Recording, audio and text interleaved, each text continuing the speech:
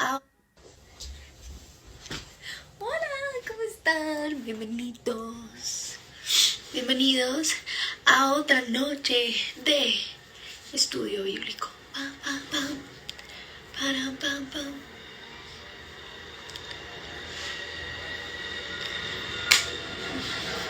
¿Cómo están? ¿Cómo les ha ido? Bienvenidos. Escriban qué más, cómo les ha ido.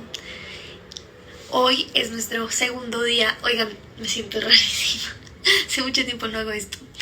Pero hoy es nuestro segundo día de... bueno, no, nuestro tercer día. Lo que pasa es que hoy vamos a ver Romanos 2. Estoy muy emocionada. Siento que es muy top lo que vamos a ver hoy. Creo que me voy a quitar las gafas. Porque, bueno, en fin. Buenas noches. ¿Qué se dice? Te amo, Dios. Never change.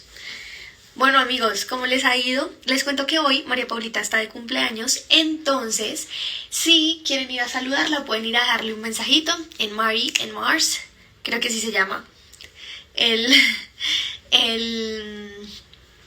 su Instagram personal. Ella tiene dos, pero creo que utiliza más el de Mary en Mars, entonces esta noche no nos va a acompañar, pero vamos a estar juntos leyendo la Biblia, así que... no quiero que sea súper largo el live porque siento que no sirve mucho como tener lives tan largos. Así que donde estén, pues vayan preparando sus cosas, sus Biblias, porque vamos a empezar nuestro estudio. No eran las 9, eran las 8. Yo les puse el recordatorio, 8 p.m. para que empecemos. Entonces, oigan, no sé cómo empezar. Siempre espero a María Paulita y estar sola es muy raro. Hace mucho tiempo no estaba sola en un live locochón, ¿no? Pero bueno, espero que les haya ido muy bien en estos 3 días. Sé que ayer no hubo, pero en estos 3 días de estudio bíblico. Así que empecemos. Si quieren, oremos de una vez. Dios, te damos gracias por este día. Gracias, Señor, porque podemos juntos reunirnos a hablar de ti, a escucharte, Señor. Te pedimos que cada cosa, Señor, que tú digas hoy que sembrada en nuestro corazón y de fruto y fruto abundante. Te damos gracias, Dios, por todo lo que tú estás haciendo en nuestras vidas, Señor, porque eres lento para la ira, Dios, y rápido, Señor, para dar gracias. Señor, gracias por todo lo que tú haces. Te exaltamos y te pedimos que este día, Señor, sea fructífero, que rompas cadenas, Dios, y argumentos que de pronto tenemos en contra tuya hoy, y también establezcas esos verdaderos argumentos, esas verdades que vienen de ti, sobre ti, en nuestro corazón. En el nombre de Jesús, amén. Listo, empecemos. Empecemos con nuestro live del día de hoy. Vamos a estar hablando de Romanos 2 y... justamente no le puse como título al día de hoy porque dije como, la verdad está raro. Es un capítulo bastante, siento yo, o sea, muy honestamente, siento que es un capítulo difícil de procesar. Pero entonces vamos a poner acá Romanos 2.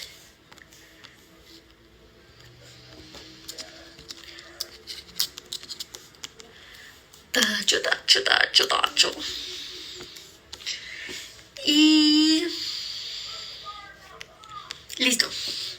De una vez. Romanos 2, Dios es justo. Y siento que es como el resumen general. Recuerden todo lo que les habíamos hablado un poco sobre cómo en estos primeros 4 capítulos de Romanos vamos a estar viendo lo que Pablo hizo o quiso decir sobre la justicia de Dios y sobre cómo esa justicia nos revela como ese carácter de Dios que es fiel para cumplir sus promesas y también es justo y bondadoso. Y eso mismo es lo que Pablo trata de explicar. Aquí hay un contexto súper grande cuando empezamos a leer Romanos, y recuerden que la meta principal de Pablo al escribir Romanos fue la unidad de la iglesia, una iglesia que se sentía perdida porque no sabía muy bien cuáles eran las leyes, no sabía muy bien cómo interpretar el evangelio y no sabía muy bien cómo convivir con los judíos que se se aferraban a la Torá y a esa ley, y los otros judíos slash gentiles que intentaban ver la ley o la palabra de Dios de una forma distinta. Teniendo ese contexto, Pablo dedica este capítulo a expresar el juicio justo de Dios. Y me encanta porque empieza con el versículo 1. Yo tengo la nueva versión internacional, dice, por tanto, no tiene... Si es la nueva versión yo creo que sí. Pero dice, por tanto, no tienes excusa tú, quien quiera que seas, cuando juzgas a los demás, pues al juzgar a otros te condenas a ti mismo, ya que practicas las mismas cosas. Y Pablo literal empieza este capítulo diciendo, no, tacho, no tienes por qué juzgar a nadie. Y personalmente yo me he sentido súper retada en este específico capítulo, y voy a hacer mucho énfasis en esto porque independientemente de los años que lleves como cristianos, o como cristiano creyente, no debe haber ninguna raíz o excusa para juzgar a alguien, ¿saben?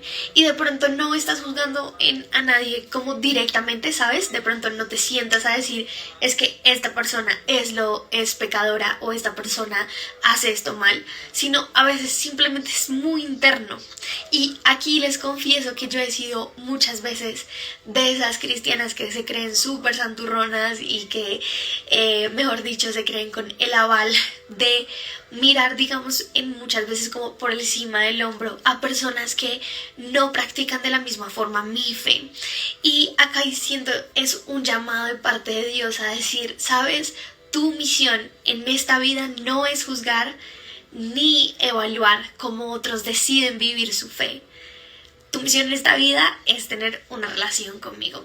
Y eso me reta un montón a dar 2 pasos atrás y decir, no importa si otro miente, no importa si otro se viste de otra manera, no importa si otro decide vivir su vida de X o Y, no importa si incluso esas personas son cercanas a mí, o no importa si incluso muchas veces he tratado de disfrazar ese juzgar a los demás en es que lo amo y no quiero que peque. Porque no es mi tarea. Y hoy quiero que empieces como con esta cachetada de humildad y decir, sabes, no condenes a quienes pecan como tú. Y saben, esto es en verdad, es una conversación en mi casa. Porque muchas veces voy a entrar en un tema muy controversial, pero muchas veces como que se habla del... Ay, Mari, me ayuda con la puerta, todo bien. Muchas veces se habla de, ay, es el homosexual o la persona que hace esto. Y tantas veces se critica como, en mi caso, estoy hablando directamente de casa, como a esas personas. Y muchas veces yo decía, no, pero es que el pecado homosexual es lo mismo que una mentira. Porque igual no es tampoco mi tarea condenar a quienes lo practican de una forma u otra. Quiero que entiendan que Pablo quería bajar un segundo a los judíos y decirles, oigan, si otros no están cumpliendo la ley como ustedes lo cumplen, no es tu tarea definir quién lo hace y quién no. ¿Sabes? Porque humildad es pensar en otros antes que en ti. Y yo no sé cuántos de ustedes están empezando... Espérense que está saliendo mi perrita del pero no sé cuántos de ustedes están empezando su vida como cristianos. Y qué feo que uno como que se sienta nuevo en algo y lo primero que encuentre sea crítica, ¿saben? Entonces como que quiero que hoy se lleven un poco eso, y no es nuestra tarea definir lo que es pecado, y no es nuestra tarea evaluar cómo otros viven o deciden vivir su relación con Dios, que puede que a nuestros ojos no esté bien, pero no es nuestra tarea, es tarea de Dios. Y lo hacemos porque es humildad es humildad decir o dar 2 pasos atrás y decir, no voy a juzgar a otros, y es humildad por otros, no por nosotros, no porque yo diga, no, es que yo no juzgo a nadie, sino porque no quiero que otros se sientan. Y es una gran responsabilidad para nosotros vivir un evangelio de amor antes que de crítica. Así empieza Pablo y me pareció tremendo. Luego, en el 2 dice, ahora bien, sabemos que el juicio de Dios contra los que practican tales cosas se basa en la verdad. Y me encanta que dice se basa en la verdad, porque para mí la verdad es Jesús, ¿cierto? Jesús es el camino, la verdad y la vida. Y me encanta que dice el juicio de Dios se basa en la verdad, es decir, se basa en Jesús. Y me encanta porque Jesús es abogado antes que juez. Es decir, que si el juicio de Dios se basa en Jesús, Jesús no va a entrar nunca a condenarte, sino que va a entrar a abogar primero por ti. Y eso es algo que me fascina porque literalmente Pablo le está diciendo a los judíos y a la iglesia, es un segundo, bájate de la nube, bájate del llevo tanto tiempo como creyentes o creo que esta es la forma correcta de vivir. Empieza a vivir en humildad, sé consciente que tú también pecas, que tú también vas a ir a un juicio y que en ese juicio va a haber primero un abogado defensor antes que un juez. Y para mí eso es esperanza de entender que en la vida que Dios nos ama tanto que decide ser primero abogado que juez. Y luego sigue diciendo, piensas entonces que vas a escapar del juicio de Dios, tú que juzgas a otros y sin embargo haces lo mismo que ellos. ¿No ves que desprecias las riquezas de la bondad de Dios, de su tolerancia y de su paciencia al no reconocer que su bondad quiere llevarte al arrepentimiento? Me pareció tremendo porque uno, la bondad de Dios, su bondad muchas veces quiere decir que Él es bueno y justo. Recordemos siempre eso. Que es paciente y tolerante. Y que su amor, aunque hoy en día no apruebe la forma en la que vives, sí te quiere cambiar. Ahora, hay una frase que una vez escuché en una prédica que rompió muchos paradigmas en mi relación con Dios y es: Dios antes de cambiarte quiere amarte. Porque muchas veces llegamos a la idea o escuchamos en prédicas o en iglesias que Dios quiere cambiarte y Dios quiere cambiarte y Dios quiere cambiarte y Dios quiere cambiarte. Pero hoy quiero que por un momento también puedas verte a través de los ojos de gracia y que veas a un Dios que antes de decir, oye, tienes esto y esto y esto y esto y esto por cambiar, quiera decirte, ¿sabes? Si tienes 5 cosas por cambiar, yo amo 10 cosas tuyas, porque Dios ve primero lo bueno en nosotros antes que lo malo. Así que también nuestra meta como creyentes debe ser encontrarnos con un Dios que es bondadoso y justo. Es decir, que encontramos su bondad primero antes que su justicia. Y sí es un poquito difícil de entender, ¿saben? Como que uno dice, pero es que Dios es santo y Dios es justo y Dios hace esto y Dios hace lo otro. Sí, pero tú no puedes amar, o sea, tú no puedes intentar que alguien cambie sin que sea amado primero. Y quiero que pienses como por un momento en una persona que tú digas como, yo amaría que esta persona cambiara tal cosa.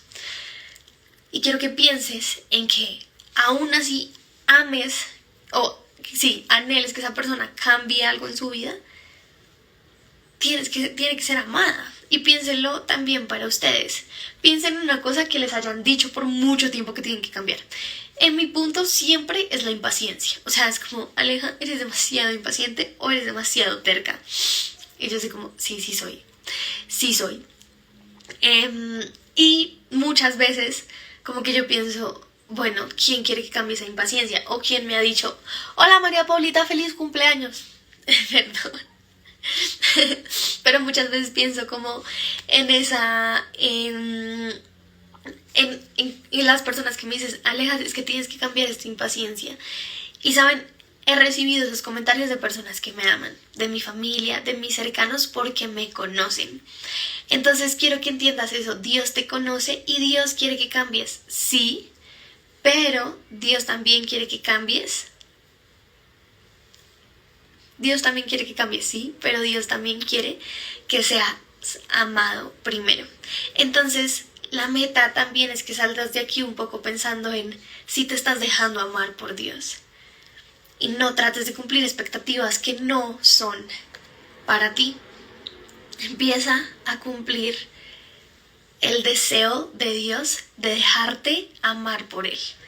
¿Y cómo lo haces eso?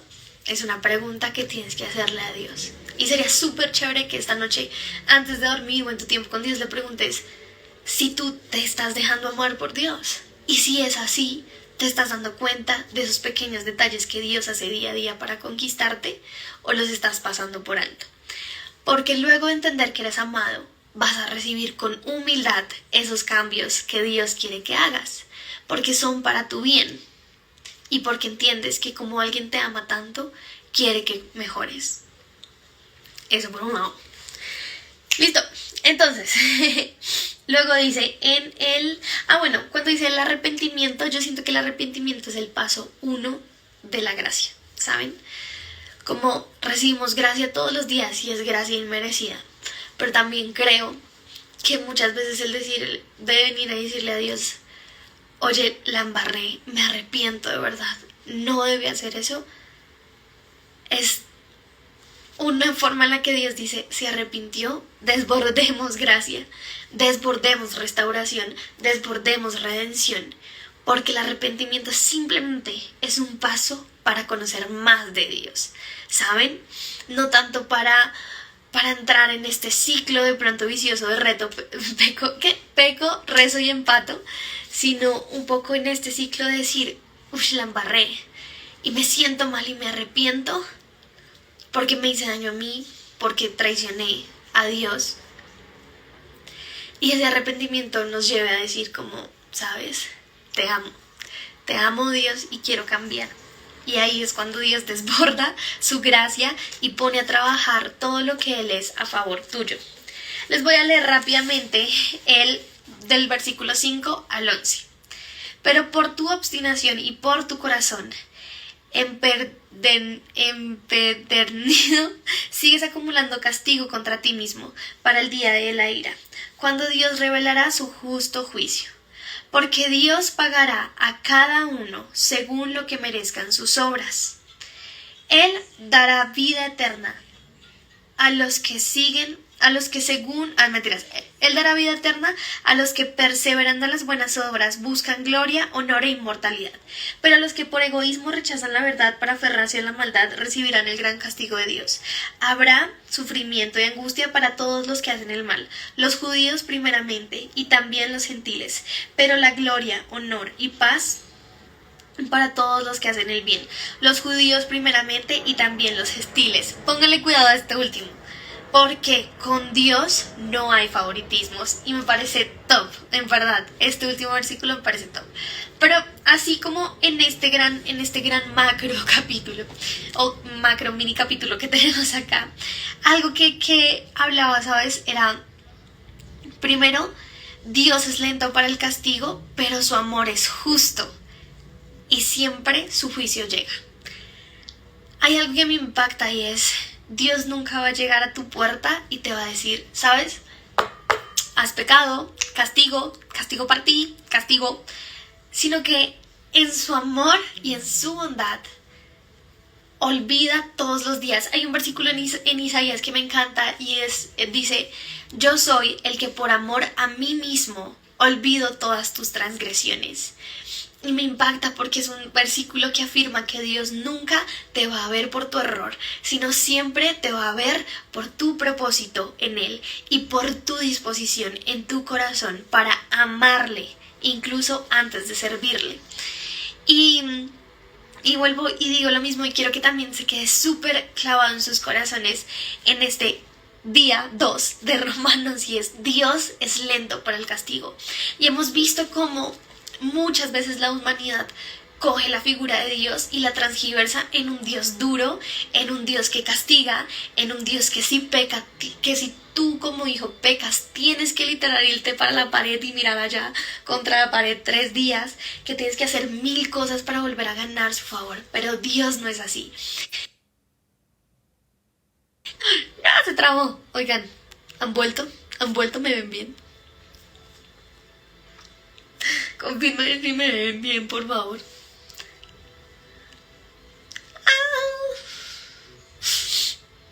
Confírmeme si me ven bien, por favor. No, gracias. Gracias, Bren. No shades. El caso es que a lo que iba es, muchas veces Dios Nos han pintado a Dios como un Dios que está en un trono grandísimo y que siempre va a mandar a látigo a quienes castigan. Pero saben, hoy es el día en el que de verdad siento que Dios está poniendo esto en mi corazón y lo oraba al principio, y es: saquemos esos argumentos de Dios de nuestra cabeza, porque Dios no es un Dios que va directo al castigo, sino siempre va al amor. Siempre, siempre. Dios es amor y lo dice la Biblia. Dios es amor y su amor es grande para con nosotros, y su fidelidad y su gracia y todo lo que Él es para nosotros, ¿saben? Entonces, aunque habrá un día de juicio, porque eso sí no se los voy a decir, no es que no, su inmenso amor nos redime pues completamente del juicio. Sí, todos tendremos que algún día llegar y rendir cuentas y decir: bueno, aunque sabía la verdad, fallé, aunque tenía esto, fallé, pero esto no lo sabía. Aunque llegara ese día del juicio, yo creo que debe ser nuestra meta trabajar todos los días primero por conocer a ese Dios de amor, a ese Dios que si te caes te levantas. Y yo lo veo un poco como un papá, ¿saben? Y quiero que, si pueden, donde estén, cierren sus ojitos y se vean así como un niño de 3 años que el papá le ha dicho: no metas las manos al fuego. Y el niño, ¿qué hace? Ve una fogata y mete las manos al fuego. Pero lo primero que hace es correr a donde está papá y decirle: papá, metí las manos al fuego, la embarré, pero necesito que me ayudes a sanar porque me duele, me arde. Y no veo a Dios diciendo: sí, ve, yo te dije que no metieras las manos al fuego. Sino Dios te mira con amor y te dice: aunque te lo dije, vamos y te echo ungüento porque te voy a sanar. Creo que eso mismo pasa con Dios.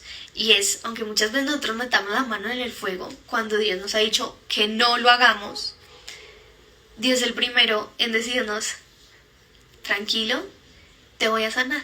Luego hablamos de tu error, pero te voy a sanar.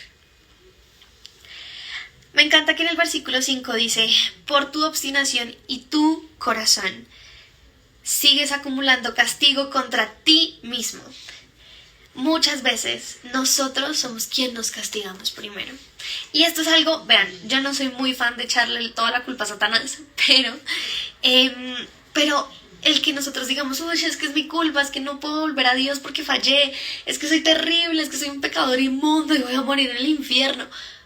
Eso es algo que Satanás quiere, ¿sabes? Como que tú te pares y digas: no merezco la gracia de Dios. ¡Ey! Tú vales la cruz, claro que mereces la gracia de Dios, claro que sí. No lo pienses dos veces, no pienses dos veces que mereces la gracia de Dios, porque tú vales la cruz, porque cuando Jesús murió en esa cruz estaba pensando en ti. Entonces deja de castigarte y deja de poner tu corazón en una actitud de autoconmiseración. Y esto es como de prender alarmas. El ser humano tiende a consentir no solamente su pecado, sino su sufrimiento. Me autopredico, Dios mío, porque muchas veces yo soy la primera en decir: voy a quedarme estancada en la depresión, muriendo porque voy a hacer una tormenta en un vaso de agua, porque no merezco la gracia, porque la he embarrado demasiado, porque soy terrible, porque ya no hago esto, porque ya no hago lo otro. Y yo creo que Dios está en el cielo como: alguien que despierte a esta niña, por favor, porque eso es lo que Satanás quiere y eso es lo que muchas veces nosotros cedemos.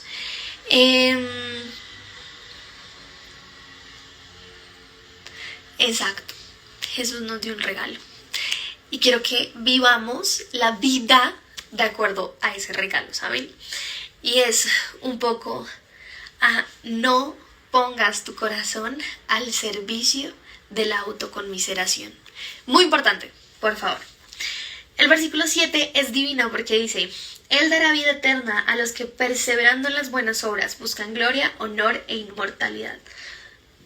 Y aquí quiero que se lleven esto, y es: quien hace la voluntad de Dios con paciencia recibe vida eterna. Y quiero hacer énfasis en con paciencia, porque, oigan, muchas veces vamos a encontrarnos con la voluntad de Dios, que al momento no es nuestro plan A. Y aunque la voluntad de Dios es buena, agradable y perfecta, no siempre parece así. No porque no lo sea, sino porque las circunstancias en el momento de pronto nos hacen ver otras cosas. Ahora, perseverar en la voluntad de Dios con paciencia es diferente a perseverar en la voluntad de Dios. Porque el tener paciencia es tener confianza y el tener confianza es tener fe. Entonces, si tenemos fe, tendremos confianza, si tendremos confianza, tendremos paciencia. Paciencia para estar en la voluntad de Dios, porque no es fácil, pero vale la pena. La voluntad de Dios no solamente es una persona, un trabajo, una decisión académica. La voluntad de Dios es día a día. Cómo te ves tú, cómo vives la posición que tenemos o la identidad que tenemos en Cristo. La voluntad de Dios es obediencia en las cosas pequeñas, como la obediencia a tus autoridades, o la voluntad de Dios también es amor propio, porque Dios, un mandato es ama a otros como tú te amas, y si tú no te amas, pues es muy difícil. La voluntad de Dios son cosas pequeñitas y obviamente cosas muy grandes, como compro una casa, no compro una casa, estudio, me voy del país, ¿qué hago? Pero hay que aprender a vivir la voluntad de Dios con paciencia en las pequeñas cosas, como decir, oiga, ¿será que acabo esta relación? ¿Será que me voy de este lugar? ¿Será que dejo esto? O todo lo contrario, ¿será que me sumo a este curso? ¿Será que le añado esto a mi rutina diaria? ¿Será que me tomo 8 vasos de agua? No sé, eso está la voluntad de Dios y hay que perseverar con paciencia. Y este argumento que lanza Pablo no inhibe lo que él había dicho antes de que somos salvos por fe. Pero esto sí recalca algo que amo y es: las buenas acciones no nos salvan. Y saben, muchas veces creí que Dios me iba a favorecer por hacer buenas obras. Y hoy quiero que te vayas con esto. Tus buenas obras te van a llevar muy lejos, pero eso no va a asegurar tu fe, ni va a asegurar tu salvación. Y te lo digo por experiencia propia. Muchas veces anclé mi fe a buenas obras, anclé mi fe al servicio en la iglesia, anclé mi fe a mi posición dentro de la iglesia, anclé mi fe y mi relación con Dios a las buenas obras que hacía. Así iba a servicio social, así hacía tantas cosas, así que tenía tantas horas sirviendo, aquí iba todos los santos días a la iglesia. Y quiero decirte hoy, desde mi experiencia, y no en ganas de pronto juzgar algún lugar ni nada por el estilo, sino de en verdad decirte: tu fe y tu salvación no está en nadie aparte de Dios. Y no está en tus dones, no está en tu servicio, no está en cuántas horas pasas leyendo la Biblia, no está en cuántas horas pasas adorando, orando, ayunando. Tu salvación está en Dios, en la fe. Y en lo que dice Romanos, más adelante, creo que es Romanos 10, 9, 10, creo, o si no al revés, que dice que si confesamos con nuestra boca que Jesús es el Señor y creemos en nuestro corazón que Dios lo levantó de los muertos, entonces seremos salvos. Es una confesión de boca y un creer de corazón que somos salvos por fe.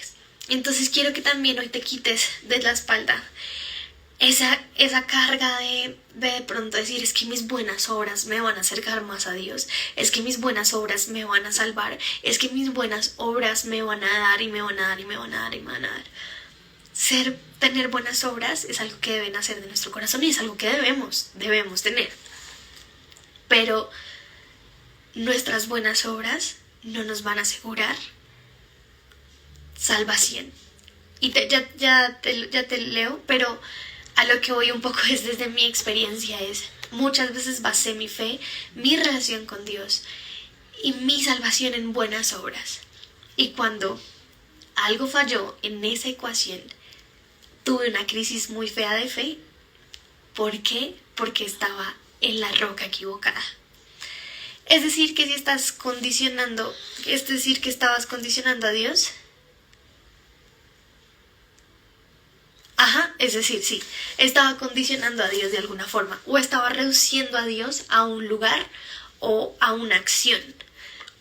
Y es como, bueno, si sirvo tantas horas, si hago tantas cosas, Dios me va a amar más o me va... Incluso se lo decía y es un poco tóxico de mi parte decirle como, Dios, pero es que yo te he servido tanto tiempo, por favor, dame esto. Y saben, Dios no mira horas. Porque si Dios mirara horas, ninguno pasaría el examen, se los juro. Y es un poco, ¿saben? Nuestras obras no nos salvan. Nuestras obras deben nacer de nuestro corazón porque queremos que la gente conozca a Jesús, porque queremos el bien, porque queremos que la gente se sienta amada y sienta lo que nosotros hemos sentido, que es ese amor y restauración. Pero si hacemos las obras poniendo nuestra fe en algo equivocado, vamos a fallar. Y eso no está bien. Listo, sigamos. Lo último, porque con Dios no hay favoritismos. Y me encanta esto, porque estamos acostumbrados a la rosca. Y la rosca está muy mal, ¿saben? Sí, para Shari... No, es que no tengo las gafas, pero... ¿Tú qué preguntas? Entonces la salvación que la da la fe. Y es lo que decía arriba con el versículo de Romanos 10:9. Si confesamos con nuestra boca que Jesús es el Señor y creemos en nuestro corazón que Dios lo levantó entre los muertos, entonces seremos salvos. Ese es el versículo que explica la salvación. Sé que es un poco difícil, pero mi reto para todos nosotros es construyamos el concepto de la salvación a base de lo que dice la Biblia y a base de la revelación que el Espíritu Santo nos dé de ella. Muchas veces nos sentamos a definir la salvación, sé que es un tema bastante relevante, a través de lo que escuchamos, puede ser de mí, de nosotras, o de prédicas, o de iglesias, pero no hay nada mejor que recibir una revelación de Dios realmente justificando qué es la fe. Y puede que muchas veces eso que Dios nos diga que es la fe y la salvación se alinea a muchas cosas que hemos escuchado, y eso está buenísimo porque quiere decir que todos estamos conectados bajo un mismo espíritu. Pero eso no lo sabremos si no nos sentamos y le decimos a Dios, ¿sabes? Tengo esta pregunta, no entiendo muy bien el tema de la salvación. ¿Cómo es, Dios? Explícamelo, te lo prometo. Dios te va a responder. Entonces, para mí, la salvación es la fe. Y de hecho, Pablo lo dice antes y lo explica durante todo Romanos. Oigan, no voy a entrar en temas de la salvación porque sé que son muchas preguntas. Podemos hacer un live de esto después, pero a lo que voy un poco es, Pablo lo que dice es la salvación es por fe y no por obras.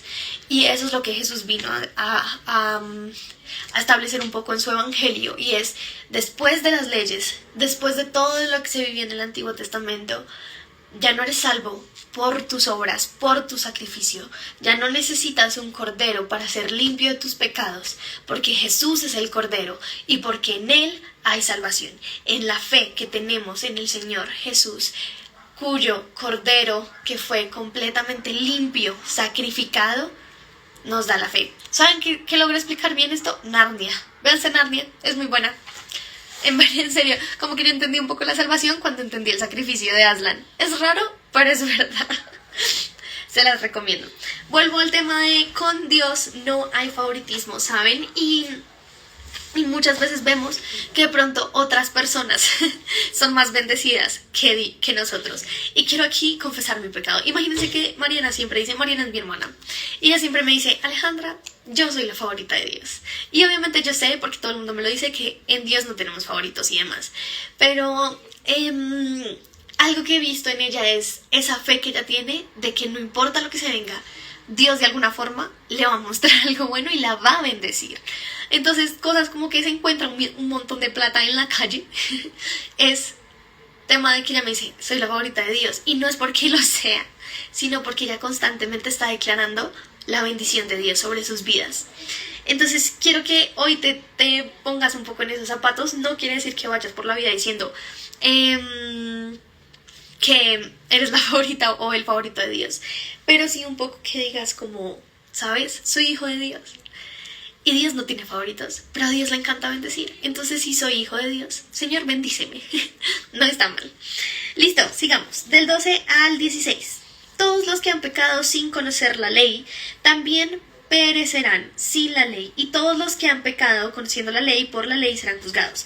Porque Dios no considera justos a los que oyen la ley, sino a los que la cumplen. Porque Dios, de hecho, cuando los gentiles que no tienen la ley cumplen por naturaleza lo que la ley exige, ellos son la ley para sí mismos, aunque no tengan la ley. Estos muestran que llevan escrito en el corazón lo que la ley exige, como lo atestigua su conciencia, pues sus propios pensamientos algunas veces los acusan y otras veces los excusan. Así sucederá el día en que por medio de Jesucristo Dios juzgará los secretos de toda persona, como lo declara el Evangelio. Aquí esta parte puede ser un poco confusa porque Pablo está dando varios ejemplos. Recordemos que Pablo estaba intentando unir la iglesia entre gentiles que habían conocido el Evangelio y judíos que habían regresado después de que Claudio los hubiera echado de Roma y se encontraron con una iglesia que no estaba siguiendo la ley al pie de la letra como ellos venían acostumbrados. Entonces pongámonos un poco primero en los zapatos de los judíos. Difícil porque te vas de tu ciudad, 5 años después decides regresar y te encuentras con que tu fe está siendo de alguna forma diferente simplemente porque Jesús vino. Es muy raro que tú llegues y tú venías haciendo las formas de alguna cosa, tú venías haciendo de alguna forma las cosas, es decir, venías descansando los domingos porque eso dice la Torá, no comías tal cosa porque eso dice la Torá, no me sé más cosas de la Torá, pero venías teniendo cierta rutina porque eso decía la Torá. Y ahora te regresas y te encuentras con una iglesia que no sigue al pie de la letra la Torá como tú venías haciendo los 5 años atrás. Pablo se encuentra con una iglesia dividida y dice, hey, los gentiles no los vamos a juzgar por lo que está pasando.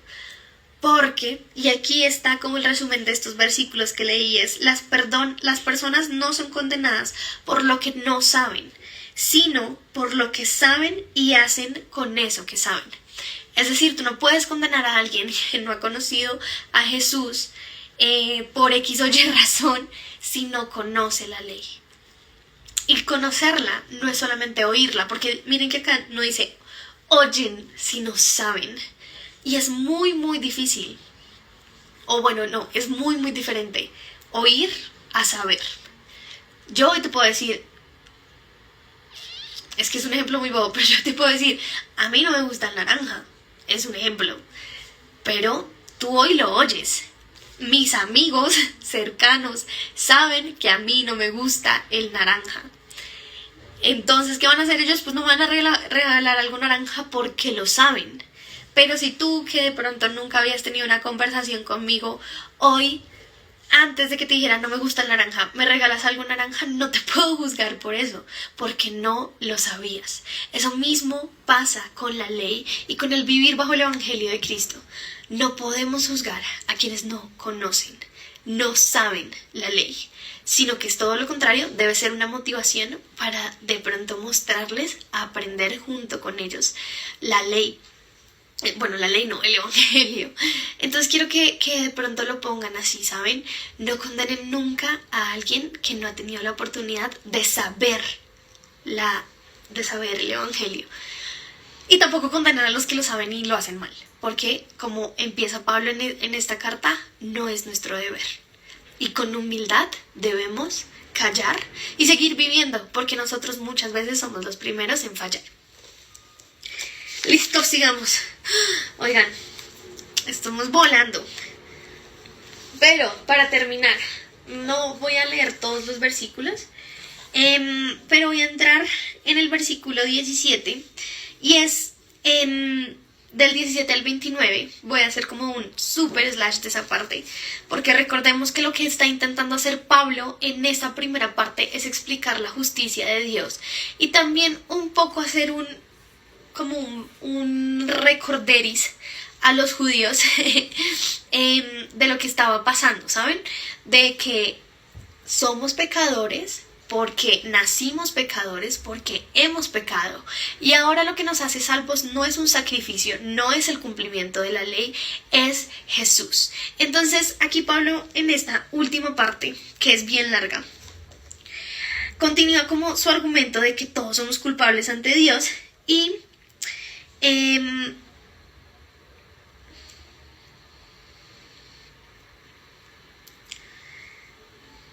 sí, voy a leerlo textual y es: después de descubrir el destino de los gentiles paganos que no creen, pasa a reprender a los judíos, es decir, Pablo.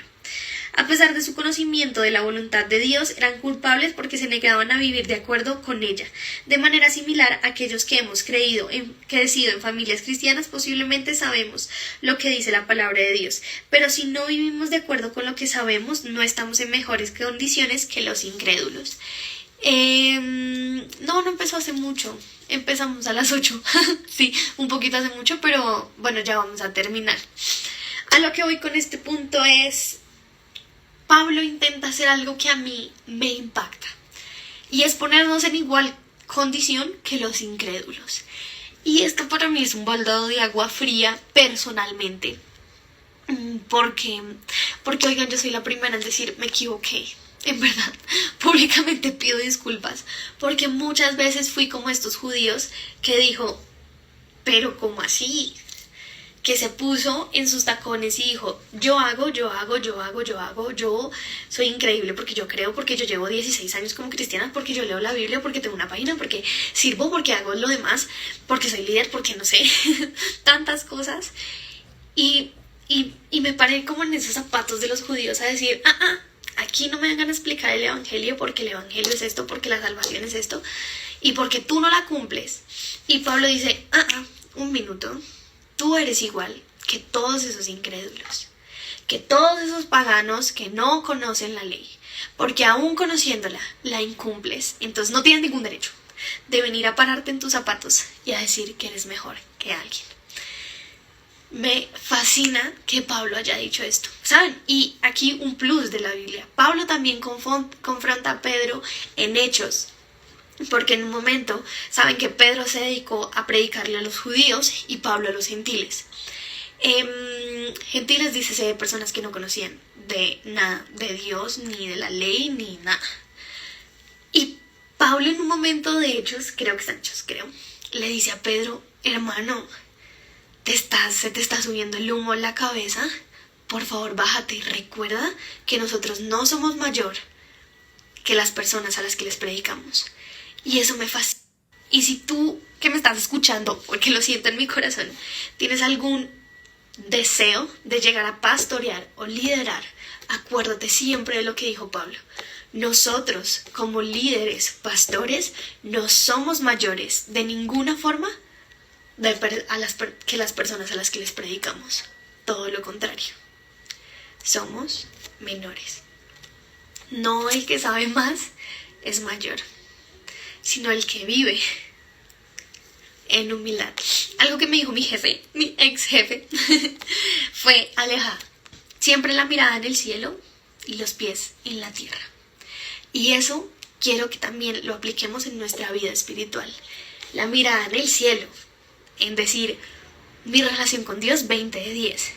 Y los pies en la tierra, en decir, soy humilde y bajo la cabeza y a nadie pongo por debajo mío simplemente porque yo llevo una relación con Dios que aparenta estar bien, porque yo tengo cierta posición en una institución, o porque llevo un liderazgo, o porque pastoreo.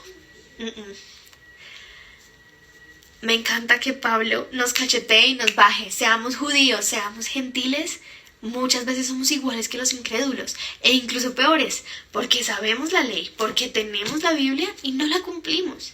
Ahora, esto no es para que nos condenemos, sino para que nos despertemos y digamos, necesito humildad, necesito ponerme la 10 y decir, Dios, ayúdame a cumplir tu ley, por amor a ti. Quiero cumplir con lo que dice tu palabra. Quiero vivir bajo tu voluntad.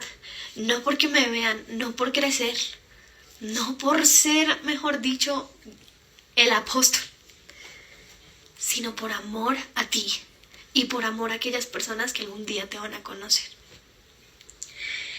Y estando un poquito más en esto, Pablo critica un poco la hipocresía, porque es muy fácil, o es mucho más fácil decirle a otros cómo deberían comportarse, que comportarnos nosotros mismos como es debido. Es más fácil hablar las palabras correctas que dejar que estas personas penetren en nuestra vida. Aconseja a otros hacer algo que usted mismo no está dispuesto a hacer. Algo que a mí me impacta es esto.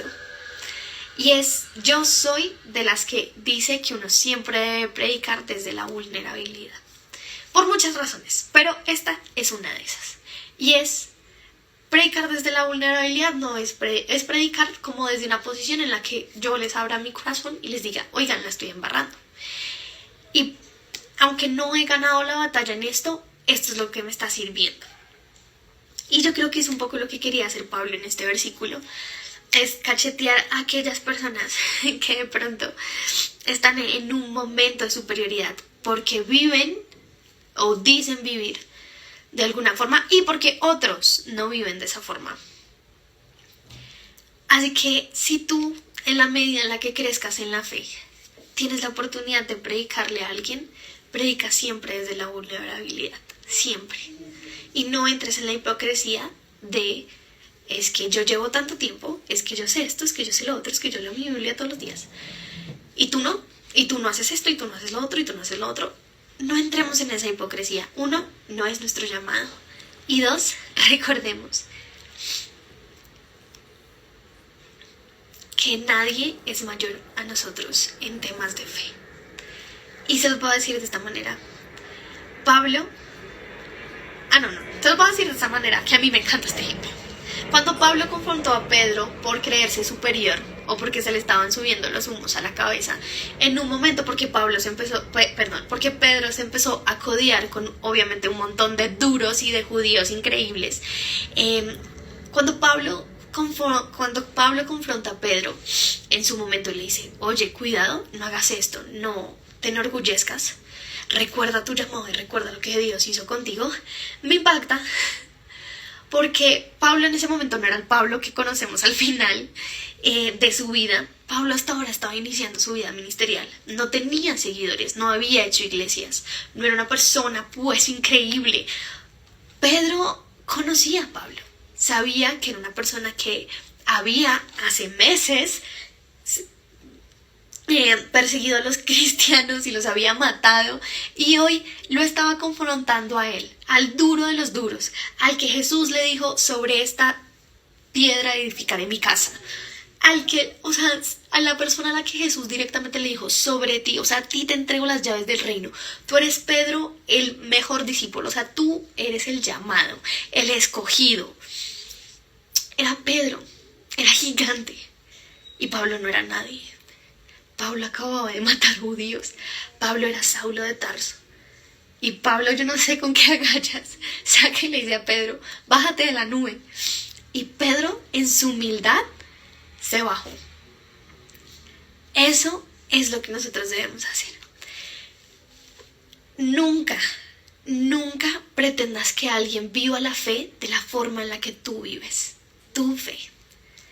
Más bien, ayuda a otros a conocer la verdadera fe que está en la Biblia. Esto para mí es la enseñanza de este capítulo. El juicio justo de Dios. Dios es justo, Dios es bondadoso. ¿Por qué? Porque primero no nos condena, porque nos ama, porque no tiene favoritos, porque hace todo lo posible, porque todo el tiempo miramos su amor, pero lo más importante, Dios es quien mandó a su Hijo por nosotros, para amarnos profundamente, y solo por eso nosotros somos salvos. Y que esa salvación jamás se nos suba a la cabeza, para que cuando otros empiecen su camino de la fe, no seamos nosotros quienes juzguen su manera de vivir y de aprender, porque todos estamos aprendiendo, sino todo lo contrario, seamos nosotros quienes nos exalten a la verdad que está en la Biblia. Amigos, esto es lo que quiero que se lleven. No sé cuánto tiempo llevan como creyentes, no sé cuánto tiempo llevan leyendo la Biblia. Sé que muchos de ustedes están empezando, sé que muchos de ustedes están retomando, pero sin importar el tiempo, sin importar en la posición que estén en este momento, que si nos vemos a través de la historia, podemos ser o gentiles o judíos. Gentiles que no tienen ni idea de dónde están parados, que no saben qué ley, qué Biblia, qué evangelio, pero no importa, están ahí intentando aprender. O judíos que llevan mucho tiempo leyendo y tratando de, en sus fuerzas, cumplir las obras. No importa en cuál aspecto estás hoy o con cuál te identificas. No importa si hoy te identificas siendo gentil o hoy tú dices, puchis, soy un judío. En esta historia, lo importante es que entiendas dos cosas. Dios es justo y su amor va mucho más allá de tu posición, seas nuevo o lleves 50 años ejerciendo la fe. Y dos, no importa tu posición, ya conoces la ley, ya sabes, ya has oído. Ahora vívela y vívela por ti, no pretendiendo agradar a una institución, agradar a otros, agradar a tus líderes o pastores, pretendiendo agradar al único al cual le debemos admiración y honra, es Dios. Recuerda siempre basar tu fe en aquel Dios que es justo. Y recuerda que en el momento de nuestro juicio, porque llegará, tendremos primero un abogado que un juez. Así que vivamos bajo la gracia. Eso es todo, amigos. Una horita. Voy a aprovechar 5 minutos por si tienen preguntas de algo.